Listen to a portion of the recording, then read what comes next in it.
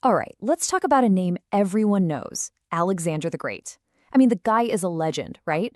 But forget everything you learned in history class about his battles and his empire.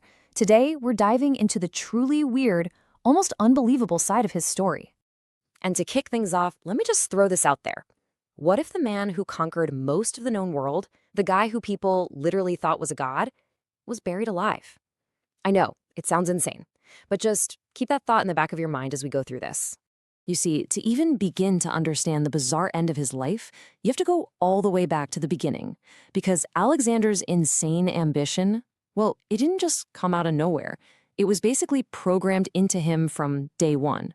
At the heart of it all was this one core idea. Alexander was, for lack of a better term, kind of brainwashed by his mom, Olympias. She was absolutely relentless in convincing him that he wasn't just destined for greatness, he was born for it because, well, he wasn't entirely human. And there you have it. That was the story. She told him his real dad was Zeus, the king of all the gods. Can you even imagine growing up believing that? It pretty much explains everything about his mindset.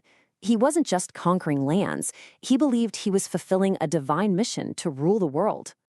So what happens when you genuinely believe you're a demigod? You don't exactly follow the rules everyone else does. And there's no better example of this than the famous story of the Gordian knot. So there's this ancient prophecy, right? It says whoever can untie this ridiculously complicated knot is going to conquer all of Asia. So Alexander, being Alexander, gives it a shot. He tries to untangle it, pulls at the ropes, but nothing. It's impossible. So does he give up? Nope. He just thinks outside the box, or, outside the knot. He pulls out his sword and just slices it in half. Problem solved. That's how you think when you believe the rules simply don't apply to you.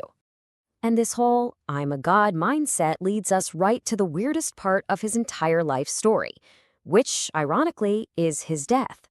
This is where things go from legendary to just plain strange, and it might all come down to a massive medical mistake.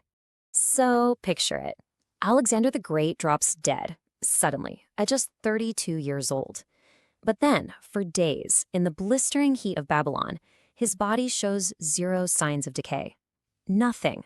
For the people back then, this was the ultimate proof. Of course he wasn't decomposing. He was a god. Case closed. So, you've got these two totally opposite ways of looking at the exact same event. The ancient world saw it as divine proof, but modern science, it has a far more chilling theory. The reason his body wasn't rotting was because he was still alive. Okay, so if he wasn't a god, but he wasn't dead, what on earth was going on? Well, scientists looked back at all the historical accounts of his final illness, and they've come up with a really compelling diagnosis. The theory is that Alexander was hit with a rare neurological disorder, something like Guillain-Barré syndrome. It would have caused his body to become progressively and then totally paralyzed. To his doctors, he would have looked dead. I mean, no measurable breath, no movement, nothing. But on the inside, his mind could have been completely active and aware of everything. And that leads us to the absolutely horrifying conclusion of this modern theory. The man who conquered empires, who literally reshaped the map of the world, was declared dead while he was still conscious, trapped inside his own body, unable to move or speak.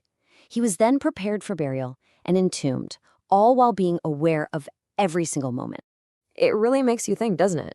If the divine preservation of Alexander the Great's body could just be a tragic, catastrophic medical error, what other so-called miracles and divine events throughout history might have a perfectly simple and maybe even terrifying human explanation? Something to chew on. Like, share, and subscribe our channel.